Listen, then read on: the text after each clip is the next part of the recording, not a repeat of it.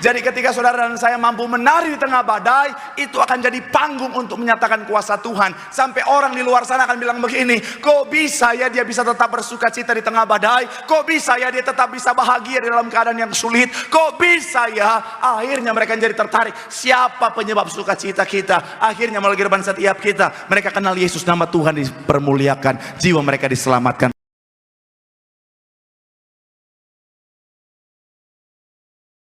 Tepuk tangan yang paling meriah buat Tuhan yang luar biasa bagi setiap kita. Haleluya, haleluya, haleluya, haleluya, haleluya.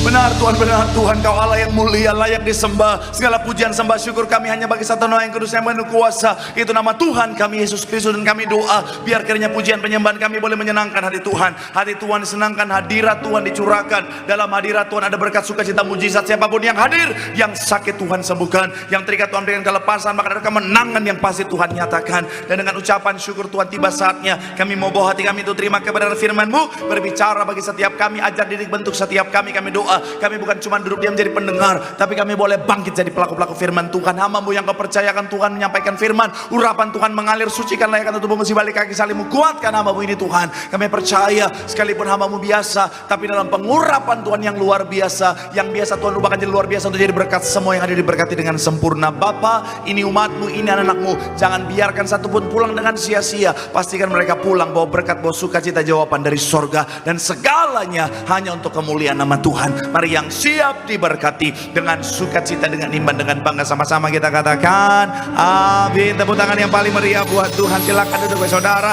Terima kasih buat setiap rekan-rekan yang sudah mulai dengan luar biasa. Dan dari mimbar ini saya mau sampaikan salam damai sejahtera, shalom. Sekali lagi shalom. Haleluya. Dalam Tuhan ada sukacita, amin. Dan di mana ada sukacita pasti ada senyuman di wajahnya. Boleh sama-sama berikan senyuman, jumpai kanan kiri depan belakangmu, katakan mari bersukacita dalam Tuhan. Minimal 2-3 orang, kiri kananmu depan belakangmu, dengan senyuman yang paling manis. Sukacita Tuhan luar biasa tercurah. Haleluya, haleluya. Memang kelihatan yang udah gajian mana yang belum, saudara.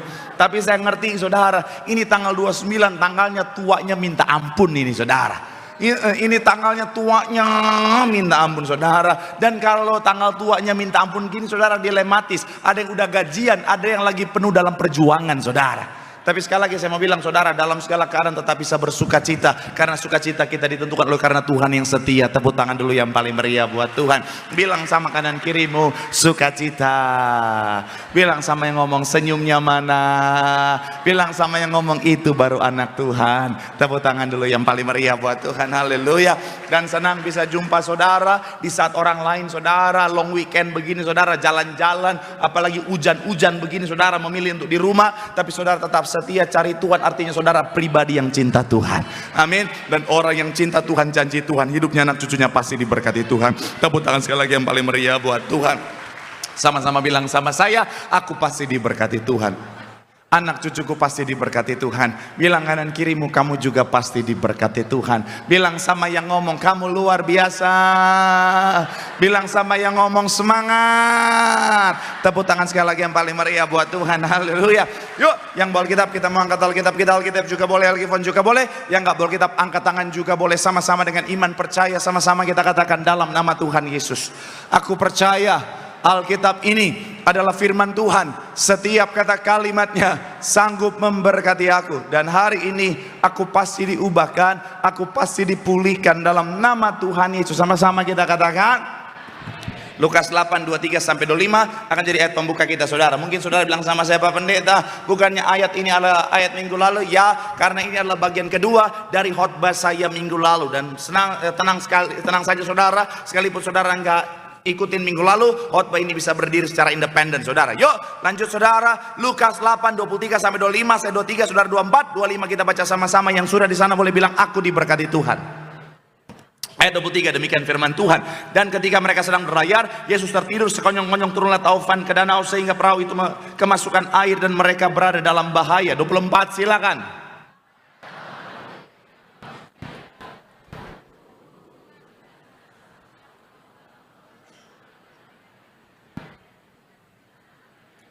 Ayat yang ke-25 sama-sama kita baca. 3, ya. Lalu katanya kepada mereka, di manakah kepercayaanmu? Maka takutlah mereka dan heran, lalu berkata seorang kepada yang lain, siapa gerangan yang kepadanya? Loncat Yohanes 14 ayat 27. Yohanes pasal yang ke-14 ayat 27. Sama-sama kita baca. 3, ya. Damai sejahtera ku tinggalkan bagimu, damai sejahteraku. Dan apa yang kuberikan tidak seperti yang, janganlah gelisah dan, kalimat terakhir dikatakan apa? Janganlah gelisah dan gentar hatimu. Seperti yang saya bilang minggu lalu saudara, bahwa hidup yang kita jalani saudara, sangat mungkin badai bisa datang kapan saja dalam kehidupan setiap kita. Siapapun saudara dan saya, badai bisa datang kapan saja dan di mana saja. Tapi sekali lagi saya mau bilang saudara, yang penting adalah bukan badainya, tapi yang penting adalah saudara dan saya harus tetap tenang. Sama-sama bilang sama saya, harus tetap tenang. Kenapa? Karena saya mau bilang saudara, dalam ketidaktenangan kita sangat lemah. Ada banyak orang karena tidak tenang, karena panik, akhirnya lakukan kesalahan, akhirnya lakukan kekeliruan. Iblis manfaatkan kepanikannya untuk mendirect dia, untuk akhirnya lakukan dosa. Makanya anak Tuhan harus tenang. Firman Tuhan bilang apa? Dalam tinggal tenang dan percaya terletak apa? Mentang-mentang akhir bulan, semangatnya harus tetap awal bulan dong. Sekali lagi, dalam tinggal tenang dan percaya terletak. Sama-sama bilang sama saya, ketika aku tenang, ada kekuatan. Bilang kanan kirimu, kita harus tenang. Amin. Tapi mungkin akhirnya saudara bilang sama saya, Pak Pendeta, bagaimana saya bisa tenang? Itu yang sama-sama kita akan bahas hari saudara dalam judul khotbah, tenang di tengah badai, part yang kedua. Sama-sama bilang sama saya, tenang di tengah badai. Amin. Doa saya melalui firman Tuhan hari ini, apapun badainya, saudara dan saya tetap tenang sampai berkat pemulihan mujizat Tuhan nyata dalam kehidupan setiap kita. Tepuk tangan yang paling meriah buat Tuhan. Haleluya. So, apa kunci tenang di tengah badai? Part yang kedua. Yang pertama saya mencatat adalah dengan menyadari bahwa badai adalah bagian dari kehidupan. Sama-sama bilang sama saya, menyadari. Sama-sama bilang sama saya, badai. Sama-sama bilang sama saya, bagian dari kehidupan. Amin. Matius 11 ayat 29 sampai 30. Sama-sama kita baca. Matius 11 ayat 29 sampai 30. Yuk, yang sudah di sana boleh bilang aku diberkati. 3, ya. Pikulah kuk yang kupasang dan apa? Karena aku lemah lembut dan rendah hati dan jiwamu akan apa? Stop sampai di sana. Pertanyaan saya, siapa yang memasang kuk? Oi. Ada apa jemaat hari ini? Udah makan belum? Sama. Siapa yang pasang kuk? Tuhan. Ayat 30 dikatakan apa? Sebab kuk yang kupasang itu enak dan apa? Bebanku pun. Kata kuk di sini saudara bahasa aslinya adalah sugos. Artinya apa? Trouble. Artinya bicara tentang masalah, tantangan. Termasuk bicara tentang yang namanya badai kehidupan. Saya mau bilang saudara, namanya hidup pasti ada badai. Betul ya? Sekali lagi saya mau bilang saudara, siapapun saudara dan saya, apapun latar belakang saudara dan saya, apapun profesi saudara dan saya, namanya badai bisa datang kapan saja. Saudara mau kerja apapun, badai bisa datang dalam kehidupan pekerjaan saudara. Saudara mau profesi sebagai kerja kantor kah, PNS kah, saudara mau apa, kayak kerja di mana kek, yang namanya badai bisa datang. Even saudara hamba Tuhan, pekerja di ladang Tuhan, badai bisa datang. Contohnya dalam suara saya. Suara saya udah kayak rocker. Tapi sekali lagi saya mau bilang saudara, badai bisa datang kapan saja. Mau apapun profesi saudara dan saya, yang namanya badai bisa datang kapan saja dalam kehidupan saudara dan saya. Kita nggak lepas dari badai. Saudara mau profesi sebagai pekerja kah, karyawan kah, saudara mau bisnis, semua bisnis bisa ada badai di sana. Betul ya? Even saudara bisnisnya toko buku rohani, isinya Alkitab, buku renungan, badai bisa datang. Betul ya? Saudara mau rumah tangga, siapapun rumah tangga, saya mau bilang saudara, bisa ada badai di sana. Oh Pak, kalau saya nikah sama Pangeran Charles atau Pangeran William Pak, Pangeran Harry, nggak ada badai. Kata siapa? Rumah tangga Pangeran Charles, Pangeran William, Pangeran Harry, ada badai nggak? Ada. Jadi jangan saudara pikir, oh Pak kalau suami saya ganteng Pak, nggak ada badai. Kata siapa? Shalom para wanita. Sekalipun pasanganmu Lee Min Ho, tetap ada badai. Iya kan? Yang di sini rumah tangga mereka badai semua ini. Iya kan? Jangan saudara pikir, emang iya Pak, kalau suamiku Lee Min Ho emang pelit kayak suamiku sekarang Pak. Sama aja. Kalau suamiku Lee Min Ho emang bakalan malas mandi juga kayak suamiku sekarang, sama aja.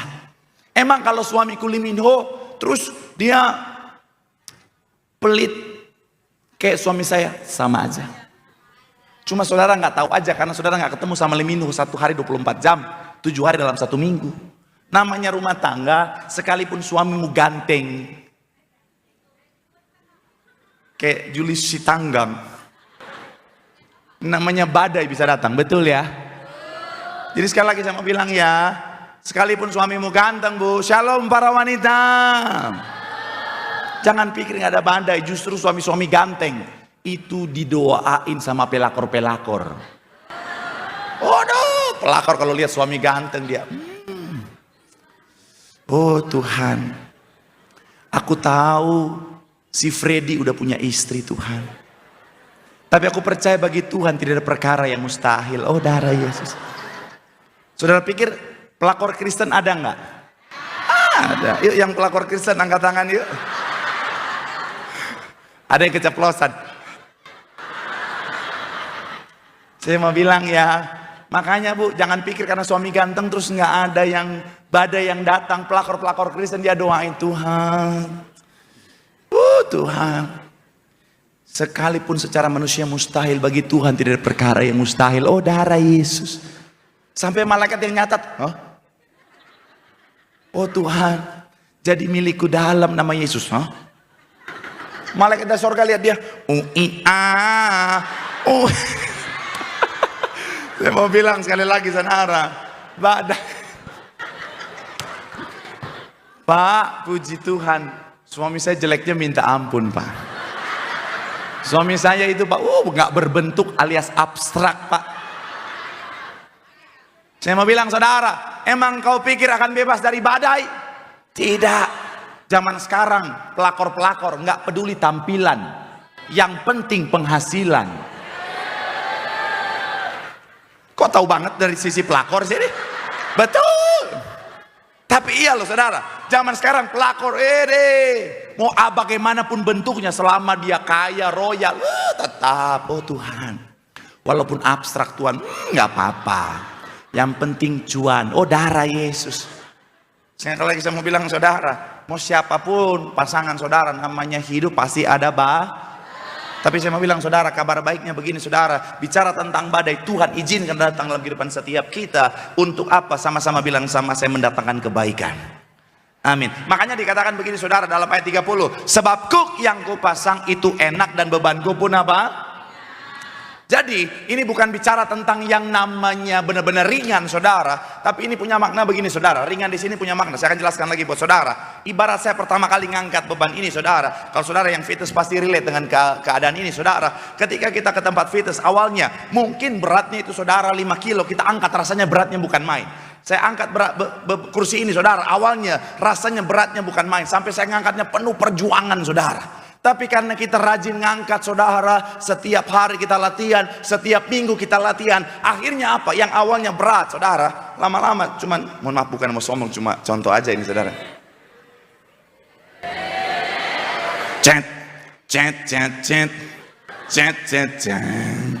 Bukan mau sombong ya, maksudnya apakah beban dari kursi ini berkurang?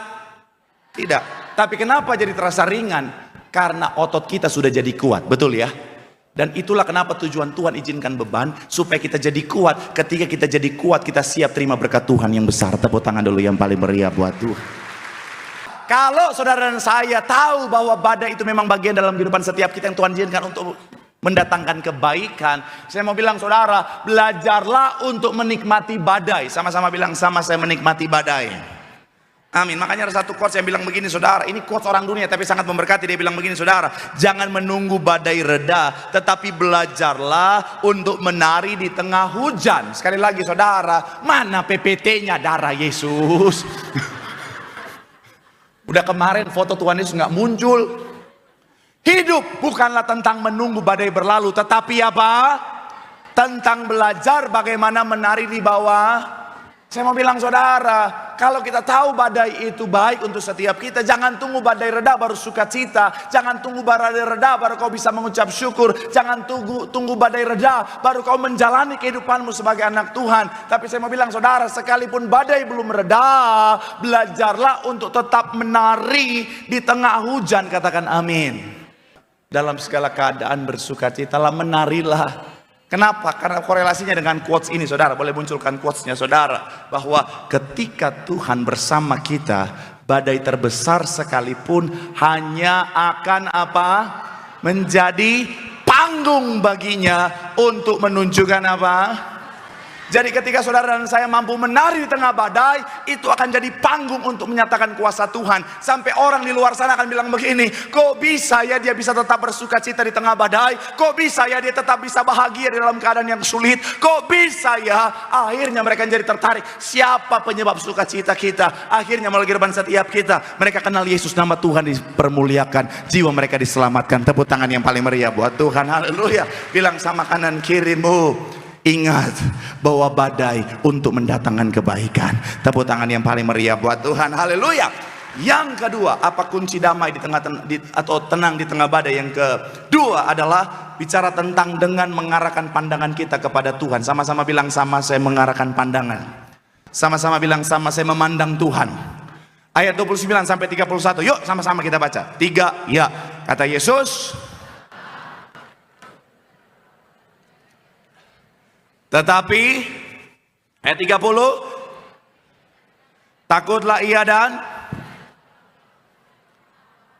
segera Yesus mengulurkan tangannya memegang dia dan berkata, hai orang yang kurang percaya, mengapa? Ayat 30 sekali lagi saudara, ayat 30 dikatakan apa? 3, ya. Tetapi ketika dirasanya tiupan angin, takutlah ia, lalu apa? Lalu berteriak, Tuhan tolonglah. Gambarannya begini saudara, bicara tentang pada saat itu saudara, mereka lagi di tengah badai, kemudian Tuhan datang. Petrus ada di perahu, akhirnya karena mereka melihat Tuhan, jadi tenanglah mereka. Saking tenangnya, Petrus bisa berani untuk berjalan di atas air. Tapi yang menarik, ketika dirasanya tiupan angin, awalnya dia tenang karena dia memandang Tuhan. Tapi ketika dirasanya tiupan angin, pandangannya sudah mulai teralihkan oleh hal-hal lain di sekitarnya. Akhirnya singkat cerita saudara, takutlah dia dan tenggelamlah. Saya mau bilang saudara, level ketenangan kita sangat ditentukan oleh arah pandangan kita saudara. Sekali lagi, level ketenangan kita akan sangat ditentukan oleh arah pandangan kita. Belajar dari kisah ini, ketika Petrus memandang Tuhan ada ketenangan. Tapi ketika dia memandang keadaan di sekitarnya, ketenangannya hilang, berubah jadi ketakutan. Akhirnya tenggelamlah dia. Ada banyak orang Kristen, kenapa ketakutan? Kenapa enggak tenang? Kenapa panik? Karena selalu yang dia lihat adalah badainya, masalah, tantangan, persoalan kehidupannya. Akhirnya apa? Jauh dari ketenangan. Saya mau bilang ya, kalau saudara selalu pandang masalahmu, itu akan jadi besar. What you focus on will grow. Itu akan jadi besar dan mengusik ketenanganmu. Kalau kau masalahnya, badainya adalah bicara tentang keuanganmu, kalau kau selalu lihat utang-utangmu, lihat terus. Saya mau bilang saudara, itu akan jadi besar dalam hidupmu saudara. Ada orang utang-utang, kenapa nggak tenang? Karena dia liatin utangnya, terus dia liatin utangnya. Dia lihat HP-nya, debt collector telepon. Dia matiin, telepon lagi. Dia matiin, telepon lagi. Dia blokir, telepon pakai nomor lain. Dia blokir lagi, telepon pakai nomor lain. Blokir lagi, telepon pakai nomor lain. Begini, blokir lagi. Begini aja terus sampai Roma Irama bikin album Natal ya. Dimatiin HP-nya, pendetanya yang ditelepon. Halo, Pak Marcel? Iya, betul. Bapak kenal ini? Oh iya, itu jemaat saya. Nomor dan nama Bapak didaftarkan sebagai penjamin pinjaman.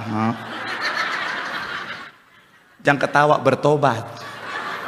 Tapi sekali lagi, kalau saudara selalu pandang utang-utangmu akan semakin besar dan akhirnya menghancurkan ketenanganmu. Kalau kau lagi dalam sakit penyakit, kau ke Prodia misalnya, cek penyakit, tiba-tiba banyak bintang-bintang, kolesterol tinggi, asam urat tinggi, semuanya tinggi. Kau liatin terus, lama-lama bintang-bintangnya makin besar saudara. Kau dikuasai ketakutan. Rumah tanggamu dibawa kabur kuntilanak paling cantik setambun dan sekitarnya. Kalau kau liatin terus, oh Tuhan, ini pelakor cantik banget Tuhan. Oh Tuhan, dagunya tajam banget Tuhan. Skincare-nya bagus banget, ini Korea punya ini Tuhan. Apalah daya aku Tuhan, cuman pakai beras kencur dan kunyit Tuhan. Udah makin dikuasailah ketakutan. Saya mau bilang saudara, hati-hati dengan pandangan kita. Pastikan selalu yang kita pandang adalah Tuhan saja. Supaya ketika kau pandang Tuhan, imanmu yang jadi besar. Iman yang besar membawa pada kemenangan. Tepuk tangan dulu yang paling meriah buat Tuhan. Sama-sama bilang sama saya, pandang Tuhan. Amin. Makanya sekali lagi saudara, Oswald Chambers dia bilang begini saudara, kita harus memandang Tuhan, bukan kesulitan kita. Jika kita melihat kesulitan, itu akan mengalahkan kita. Tapi jika kita melihat Tuhan, Dia yang akan mengalahkan kesulitan itu. Dan saya mau bilang saudara, terbukti buat gereja ini. Gembala sidang kita memimpin gereja yang besar ini saudara. Masalah tantangan badai datang kapan saja, tapi gembala sidang kita selalu memandang Tuhan. Makanya imannya selalu luar biasa. Akhirnya melihat kemenangan pemulihan yang Tuhan nyatakan. Tepuk tangan yang paling meriah buat Tuhan. Bilang sama kanan kirimu, pandang Tuhan. Di situ ada ketenangan. Tepuk tangan yang paling meriah buat Tuhan. Haleluya. Yang ketiga, imam mesti boleh siap-siap. Yang ketiga, apa kunci tenang di tengah badai? Yang ketiga adalah dengan selalu melekat kepada Tuhan. Sama-sama bilang sama saya, melekat pada Tuhan. Ayat yang kedua dan tiga saudara dalam Mazmur 62. Sama-sama kita baca. Tiga, ya, hanya daripadanya lah keselamatanku, hanya Dialah gunung batuku dan keselamatanku, kota bentengku, aku tidak akan apa? Bagian awal dikatakan apa? Ayat 2, hanya dekat Allah saja aku tenang. Saya mau bilang saudara, pemazmur mencatat ayat ini bukan lagi dalam kondisi yang aman, bukan dalam kondisi yang secara manusia baik-baik saja, tapi dalam kondisi yang sulit, dalam peperangan, dalam serangan yang mengerikan, saudara. Tapi yang menarik, pemazmur mencatat bahwa pemazmur bisa punya ketenangan.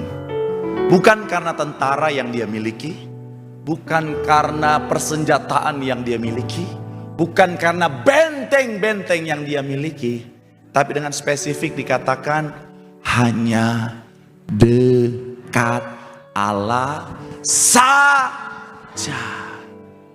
Tidak ada yang lain yang bisa membawa ketenangan selain Tuhan saja.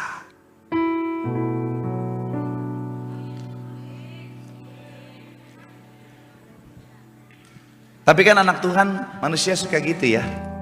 Udah tahu hanya Tuhan saja yang bisa membawa ketenangan. Tapi ketika dalam badai, dalam masalah, kadang-kadang suka cari yang lain. Saya mau bilang saudara, cuman Tuhan yang bisa membawa ketenangan. Makanya kalau saudara ingat kisah Petrus tadi ya, ketika dia mulai tenggelam di tengah danau, dari jauh Tuhan berlari mendapatkan dia dan mengulurkan tangannya, karena Tuhan tahu Petrus yang lagi panik itu hanya bisa tenang ketika dia dekat dengan Yesus. Cuman manusia gitu, suka cari yang lain. Ketika badai, pikirannya siapa ya yang bisa mintain tolong. Ada loh, ketika badai cari kuasa kegelapan, cari yang lain di luar Tuhan, cari dunia malam dan lain sebagainya. Ujung-ujungnya bukannya tenang, malah makin panik saudara. Saya sudah izin sama adik rohani saya untuk bagikan kesaksiannya. Jadi dia tuh hatinya gegana. Apa tuh gegana? Gelisah, galau, merana. Pecinta dangdut semua di sini ternyata ya. Jadi dia gegana karena cintanya kandas di tengah jalan saudara. Hatinya nggak tenang. Tapi sayangnya bukan cari Tuhan, dia cari hati yang lain untuk menenangkan hatinya. Akhirnya dia cari, ada satu akun Instagram jodoh Kristen saudara. Ternyata ada. Jadi yang jomblo-jomblo ngenes nih ada. Banyak ya. Iya. Persyaratannya untuk yang laki-laki menyediakan sinamot kata.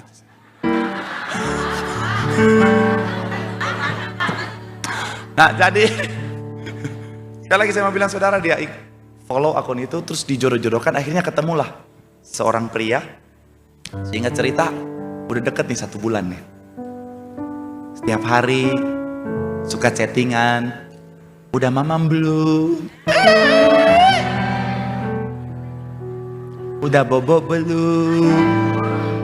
Kok belum bobo? Ya udah, kita bobo ya. Tutup teleponnya. Hitung sama-sama. 1, 2, 3. Iko nggak tutup.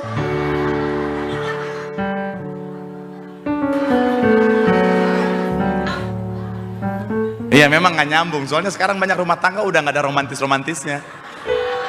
Di kasur aja tatap-tatap. Apa kau lihat-lihat? Kuretakan ginjal kau. Oh darah Yesus. Jangan ketawa, bertobat. Makanya bahas romantis ini langsung sensitif, nggak nyambung, Bang. Karena udah nggak ada panggilan sayang lagi. Manggil istrinya aja, stop. Tapi mereka tuh kan lagi PDKT, jadi romantis-romantis. Tapi saya mau bilang buat para pria, ini selingan aja karena banyak laki-laki di sini ya.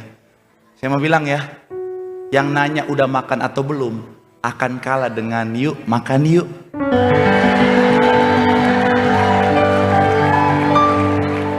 Jangan kebanyakan nanya. Kau bukan polisi yang lagi BAP. Udah makan belum? Makan di mana? Isinya apa sih? Nggak usah. Langsung, yuk makan yuk. Tapi ada fenomena baru. Yang ajak yuk makan yuk akan kalah dengan aku udah transfer ya. Betul para wanita? Mata duitan.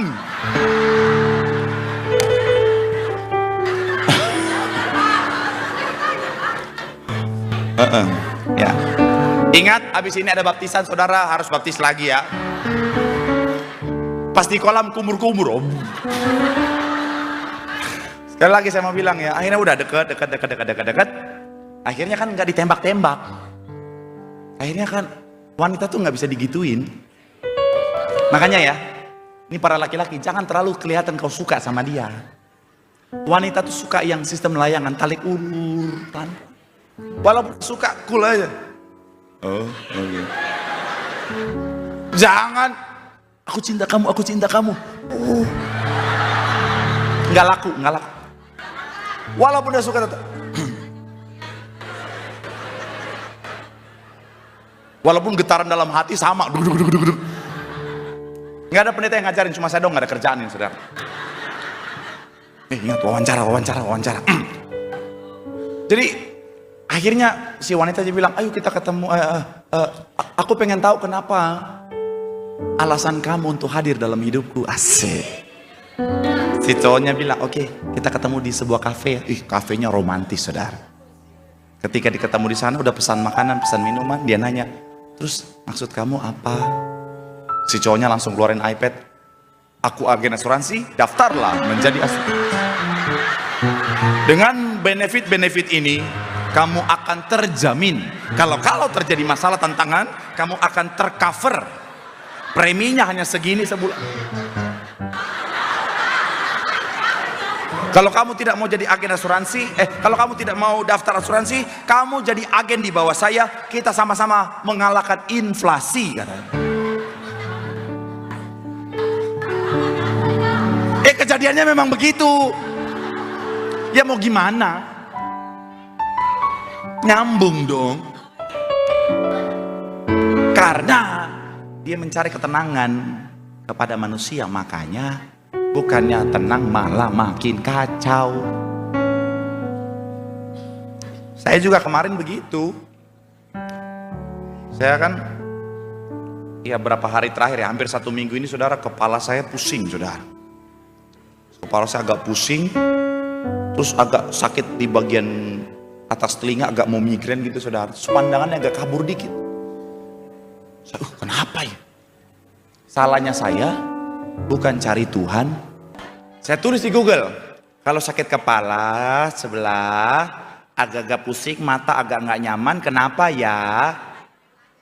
Munculnya penyakitnya serem-serem, saudara. Oh Tuhan, oh Tuhan, oh Tuhan, oh Tuhan. 2 hari saya nggak tenang, saudara. Penyakitnya serem-serem, segala macam, nggak usah nanya. Serem. Saya bawa Tuhan. 2 hari saya nggak tenang, saudara. Akhirnya hari Kamis kemarin saya di semua momen udah pada naik ke atas semua, saya dibawa di nonton TV, saya dengar lagu rohani sambil saya doa nyembah sama Tuhan. Saya cari Tuhan, nangis sama Tuhan. Tuhan ingetin periksa mata kan. Saya periksa mata, saudara. Sampai di tempat dokter mata, diperiksa pakai alat. Oh Pak, ini mah nggak apa-apa Pak, cuma butuh pakai kacamata aja.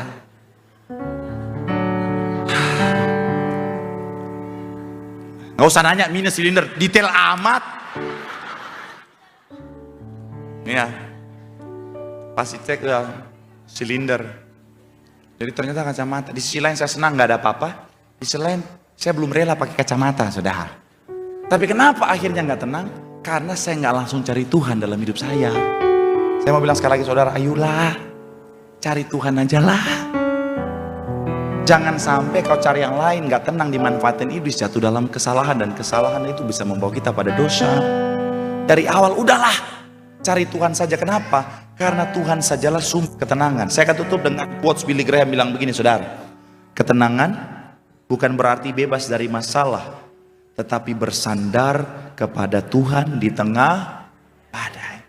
Saya nggak tahu badai apa yang sementara saudara hadapi, tapi tempat yang terbaik adalah Tuhan saja. Makanya ada satu lagu yang bilang begini, saudara. Kalau ku cari damai, hanya ku dapat dalam Yesus. Kalau ku cari ketenangan, hanya ku temui di dalam Yesus. Tak satu pun dapat menghiburku, tak seorang pun dapat menolong. Hanya siapa? Hanya Yesus, jawaban hidup.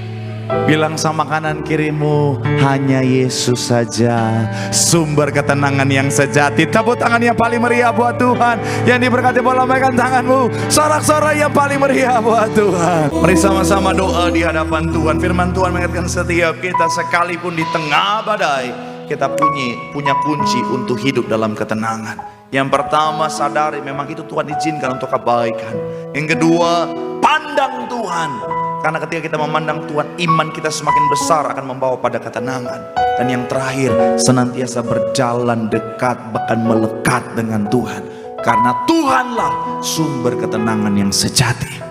Ketika kita berjalan bersama dengan Tuhan, ada ketenangan yang Tuhan sediakan. Sambil angkat tanganmu di hadapan Tuhan, pandang Tuhan, rasakan ketenangan dalam Tuhan.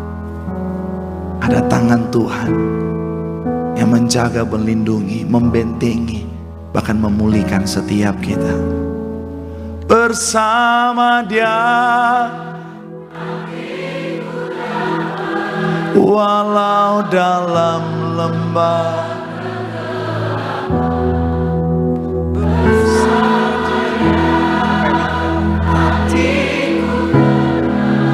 walau hidup penuh tantangan,